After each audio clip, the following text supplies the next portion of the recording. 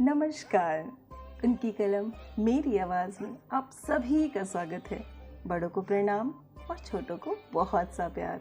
चलिए सुनते हैं कहानी न्यूर, जिसे लिखा है मुंशी प्रेमचंद जी ने। मौसम का मिजाज बदला हुआ था। बरसात के दिन थे। आकाश में बादल इधर उधर भाग रहे थे, आपस में गले मिल रहे थे। कभी छाया तो कभी चमकती धूप हो रही थी। ऐसा लग रहा था मानो सूरज और बादलों में लड़ाई हो रही हो। वहीं गांव के बाहर कई मजदूर एक खेत में मेड़ बांध रहे थे। सभी पसीने में तर फावड़े से मिट्टी खोदकर मेड़ पर रख रहे थे। वहां मौजूद पानी के कारण मिट्टी नरम हो गई थी। तभी गोबर ने अपनी कानी आंख मटका कर कहा, अब तो हाथ नहीं चल रहा है भाई, भोजन कर ले। नेउर ने हंस कर कहा, मैं तुमसे पहले काम पर आया था, पहले यह मेड़ बांध लो फिर भोजन करना। इतने में गोबर ने कहा, नेउर दादा, तुमने अपनी जवानी में जितना घी खाया था ना, हमें अब उतना पानी भी नहीं मिलता। नेउर छोटे कद का सांवला, गठीला और फुर्तीला आदमी था। उम्र 50 के ऊपर थी, लेकिन नौजवान उसके बराबर मेहनत करने में हार मान जाते थे। अभी 2-3 साल पहले ही उसने कुश्ती लड़ना छोड़ा था। गोबर, तंबाकू पिए बिना तुमसे कैसे रहा जाता है नेउर दादा? हमें तो रोटी मिले ना मिले, लेकिन तंबाकू बिना हम नहीं जी सकते। दीना, मेहरिया कुछ नहीं करती है, हम तो ऐसी मेहरिया साथ एक दिन न रहें। नेउर, जवानी तो उसके साथ कटी है, अब बुढ़ापे में उससे कोई काम नहीं होता, तो भला क्या करें?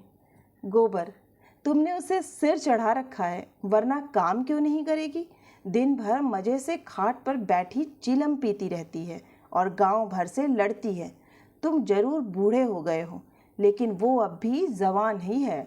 उसी वक्त दीना बोला, जवान औरत क्या उसकी बराबरी करेगी? आज भी सिंदूर, बिंदी, काजल और मेहंदी में उसका मन बसता है। रंगीन धोती और गहनों के बिना हमने तो कभी उसे देखा नहीं। तुम सीधे हो इसलिए निभा रहे हो, नहीं तो गली गली ठोकरे खाती। गोबर, मुझे तो उसके दिखावे पर गुस्सा आता है।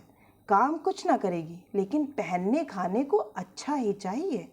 न्यूर, तुम नहीं जानते बेटा, जब वह आई थी तब मेरा हाल ऐसा ना था। वह रानी की तरह रहती थी। वक्त बदल गया है, लेकिन मन तो अब भी वही है ना। जरा सा चूल्हे के पास बैठ जाए तो आंखें लाल हो जाती हैं। मुझसे तो यह हाल नहीं देखा जाता है। यहाँ से जाकर पानी लाऊंगा और रोटी बनाऊंगा, तब जाकर खाएगी। तुम्हारी तरह अकेला रहता तो तंबाकू की 4 फूंक मारकर और 1 लोटा पानी पीकर सो जाता। जब से बिटिया मरी है, तब से वह और सुस्त हो गई है।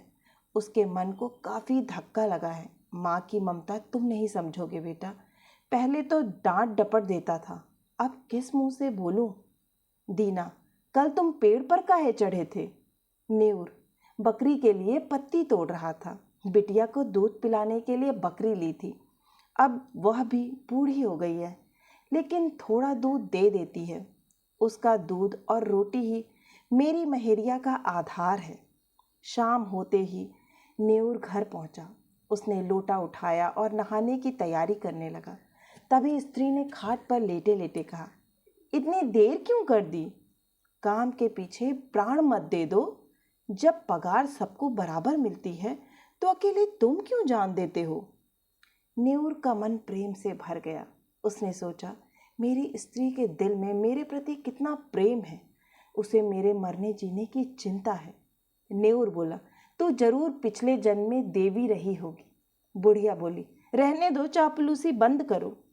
हमारे आगे कौन है जिसके लिए इतना हाय हाय करें? नेउर नहा कर लौटा और रोटियां बनाने लगा। चूल्हे से आलू निकालकर उनका भरता बनाया और दोनों साथ खाने लगे। बुढ़िया बोली, मेरे होने से तुम्हें कोई सुख नहीं मिला ना?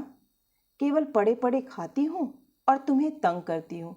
इससे अच्छा तो भगवान मुझे उठा लेता। नेउर उसकी बात काटते हुए बीच में बोला, यमराज आएंगे तो उनसे कहूँगा कि पहले मुझे ले चलो। भला इस सुनसान झोपड़ी में अकेले कौन रहेगा? बुढ़िया बोली, तुम ना होते तो मेरा क्या हाल होता। यह सोचते ही मेरी आंखों के सामने अंधेरा छा जाता है। जरूर मैंने कोई पुण्य किया होगा, तभी तुम मिले, वरना किसी और के साथ मैं रह ना पाती। जैसे शिकारी कांटे में चारा लगाकर मछली को फंसाता है, वैसे ही आलसी और लोभी बुढ़िया जीभ पर रस रखकर न्योर को अपने इशारों पर नचाती थी। उन दोनों में से पहले कौन मरेगा, इस विषय पर आज उनकी कोई नई बातचीत ना थी। पहले भी हजारों बार इस विषय पर चर्चा हुई। न्योर ने मन ही मन यह मान लिया था कि पहले वही जाएगा। वह मेहनत इसलिए करता था ताकि उसके पीछे बुढ़िया को किसी के सामने हाथ ना फैलाना पड़े। वह आराम से खा सके। जो काम कोई नहीं कर सकता था वह न्योर करता था कि 4 पैसे जमा हो जाएं। बुढ़िया के बगैर वह अपने जीवन की कल्पना भी नहीं कर सकता था। लेकिन आज की बात ने न्योर को सोच में डाल दिया। गांव भर में न्योर को काम की कमी ना थी, लेकिन मजदूरी कुछ न मिलती थी। एक दिन एक बाबा जी घूमते फिरते गांव में आ पहुंचे। उन्होंने न्योर के घर के सामने ही डेरा डाल दिया। बाबा जी की सेवा के लिए गांव भर के लोग जमा हो गए। किसी ने लकड़ी दी, किसी ने कंबल का इंतजाम किया, तो कोई आटा दाल ले आया। न्योर को समझ नहीं आया कि वह क्या करे, तो उसने भोजन बनाने का जिम्मा ले लिया। बाबा जी भूत भविष्य बताते थे। दूर दूर तक लोभ उन्हें छू नहीं सकता था। 2-3 दिनों में ही बाबा जी की चर्चा आसपास के गांव में होने लगी। न्योर बाबा जी का सबसे बड़ा भक्त था। उसने सोचा कि बस बाबा जी की कृपा बरस जाए तो सभी दुख दर्द दूर हो जाएंगे। बाबा बोले, बच्चा, इस संसार की माया में क्यों फंसे हो? न्योर ने सिर झुकाकर कहा, महाराज, अज्ञानी हूँ, क्या करूँ? स्त्री है, उसे कैसे छोड़ दूँ? बाबा बोले, तुझे लगता है कि तू स्त्री का पालन करता है? न्योर बोला, तो और कौन सहारा है उसका? बाबा जी ने कहा, ईश्वर ने संसार की रचना की है, वो सबका पालन कर रहा है, और तू कहता है कि तू बुढ़िया का पालन कर रहा है? इतना अभिमान कैसे कर सकता है तू? न्योर को ज्ञान बोध हुआ। उसने हाथ जोड़ लिया और बोला, अज्ञानी हूँ महाराज। आंखों से आंसू गिरने लगे। इससे ज़्यादा वह कुछ ना कह सका। बाबा बोले, ईश्वर का चमत्कार ऐसा है कि वो चाहे तो तुझे लखपति कर दे और क्षण भर में सारी परेशानियां खत्म कर दे। मैं मात्र उसका एक भक्त हूँ। मुझ में इतनी शक्ति नहीं है कि तुझे पारस बना दूँ। तू सच्चा, ईमानदार और साफ दिल का इंसान है। मुझे तुझ पर दया आती है। तेरे पास कुछ चांदी हो तो बता, मैं तुझे अमीर बना दूँ। न्योर का मन खुशी से खिल गया। न्योर बोला, मेरे पास चंद पैसे हैं और मेरी घरवाली के पास चांदी के कुछ टूटे फूटे गहने होंगे, मैं ले आऊँगा। बाबा बोले, जितनी चांदी मिल सके कल रात तक ले आ। मैं तेरे सामने चांदी को हांडी में रखूँगा। प्रातःकाल हांडी आकर निकाल लेना। न्योर के चेहरे पर खुशी दौड़ गई। इतने में बाबा बोले, लेकिन ध्यान रहे, इन असरफियों को जुआ खेलने, शराब पीने या बुरे काम में खर्च मत करना, वरना कोढ़ी हो जाएगा। एक और बात, किसी से इस बात की चर्चा मत करना। न्योर वहाँ से चला आया। खुशी के मारे रात भर उसे नींद नहीं आई। सुबह होते ही वह 2-4 आदमियों के पास उधार मांगने पहुंचा। लोग उसका भरोसा करते थे, इसलिए पैसे दे दिए। न्योर ने किसी तरह 50 रुपए जोड़ लिए। 25 रुपए उसके पास पहले से थे, लेकिन असल दिक्कत बुढ़िया से चांदी के गहने निकलवाने की थी। उसे समझ नहीं आ रहा था कि वह क्या बहाना बनाए। न्योर को एक तरकीब सूझी। वह बुढ़िया से बोला, तेरे गहने बहुत मैले हो गए हैं, ला मुझे दे। रात भर मैं खटाई की हांडी में डालकर इन्हें साफ कर दूंगा। बुढ़िया ने गहने दे दिए। देर रात जब वह सो गई तो न्योर गहने लेकर बाबा जी के पास पहुंचा। बाबा ने मंत्र पढ़ा और हांडी में गहनों को रखकर न्योर को आशीर्वाद देकर विदा किया। न्योर घर तो लौट आया, लेकिन उसकी नींद गायब थी। वह करवटें बदलता रहा। सुबह तक का इंतजार किए बगैर वह अंधेरे में ही बाबा जी के पास पहुंचा। वहां पहुंचते ही उसके पैरों तले जमीन खिसक गई। बाबा जी वहाँ नहीं थे। न्यूर की छाती धक धक करने लगी। वह इधर उधर बाबा को खोजने लगा। हाट, तालाब, सब जगह देखाया, लेकिन बाबा कहीं नहीं मिले। पूरे गांव में बात फैल गई। सब तरह तरह की बातें करने लगे। लोगों को लगा कि बाबा जी न्यूर को बड़ा पसंद करते थे, उसे जरूर बता कर गए होंगे। न्यूर की तलाश करते हुए सभी गांव वाले उसकी झोपड़ी के पास पहुंचे। बुढ़िया बाहर आई। तभी एक ने कहा, न्यूर ने मुझसे पैसे उधार लिए थे, कहाँ था, शाम को लौटा दूंगा। बगल में खड़े दूसरे आदमी ने भी यही बात कही। इतने में बुढ़िया रोने लगी और बोली, बीते रोज उसने मेरे सारे गहने मांगे थे, अब पता नहीं कहाँ चला गया। बुढ़िया न्यूर को गालियां देने लगी। अब लोग पूरी कहानी समझ गए। वो जान गए कि बाबा न्यूर को ठग कर फरार हो गया है। बेचारा न्यूर, सीधा आदमी, बाबा के झांसे में फंस गया। अब लाज के मारे सामने नहीं आ रहा है। किसी तरह 3 महीने बीते। झांसी जिले में धसान नदी के किनारे एक छोटा गांव था, काशीपुर। वहां नदी के किनारे एक पहाड़ी टीला था। एक साधु कई दिनों से वहां डेरा जमाए बैठा था। नाटा कद, सांवला रंग और गठीले शरीर का आदमी था। यह न्यूर था, जो साधु के वेश में अब दुनिया को धोखा दे रहा था। यह वही न्यूर था जो कभी मेहनती और ईमानदार हुआ करता था। गांव से दूर नई जगह आने के बाद भी उसे अपना गांव, घर और बुढ़िया बहुत याद आते थे। वह हर रोज बस यही सोचता था कि कब वह अपने गांव वापस लौटेगा और खुशी से जीवन बिताएगा। ढोंगी बाबा को याद कर उसका मन दुखी भी होता था। उसका हाल ऐसा था कि अगर अभी वह बाबा को पा जाए तो उसे कच्चा ही खा जाए। खैर, यहाँ बाबा बनकर न्यूर किसी तरह गुजर बसर कर रहा था। उसके भक्तों में एक सुंदर स्त्री शामिल थी, जिसकी शादीशुदा जिंदगी कुछ ठीक नहीं थी। एक दिन पारिवारिक कलह के बाद वह रूठ कर मायके आ गई। तब से उसका पति उसे लेने नहीं आया था।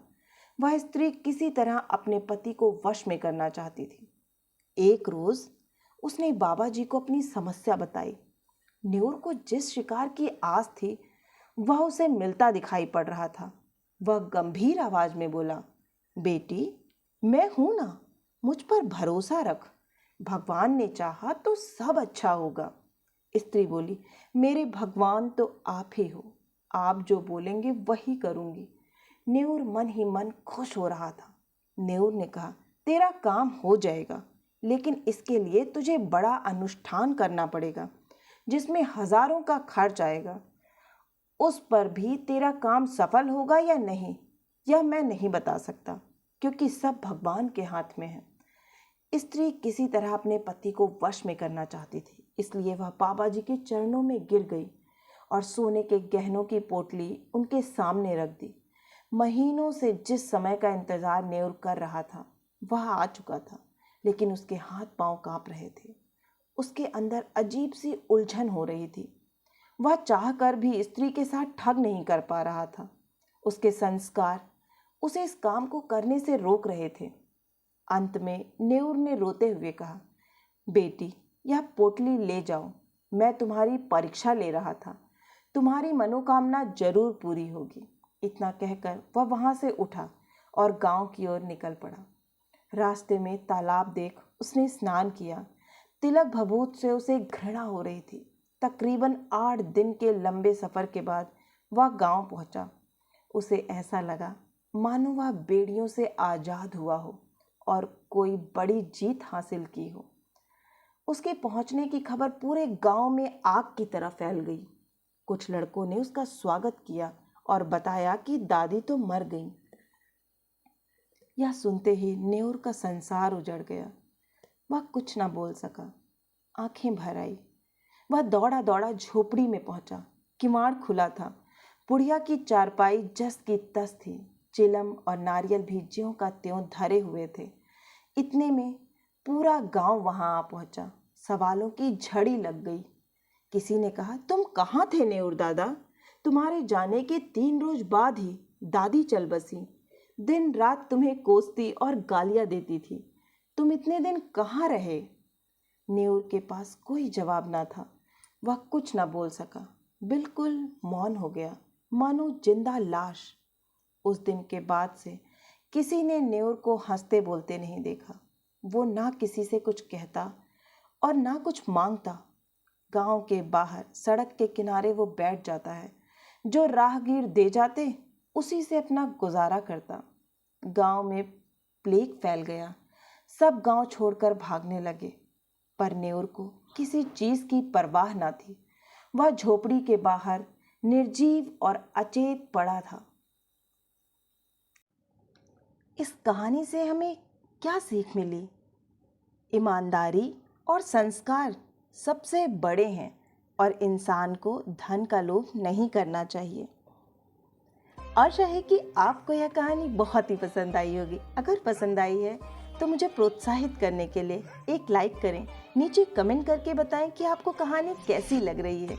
और हाँ, अगर आप इसी तरह की मनोरंजक कहानियाँ सुनना चाहते हैं और इस चैनल से जुड़ना चाहते हैं तो चैनल को सब्सक्राइब करना ना भूलें। फिर मिलती हूँ एक नई कहानी या कविता के साथ। तब तक के लिए आप सभी का सुनने के लिए बहुत बहुत धन्यवाद।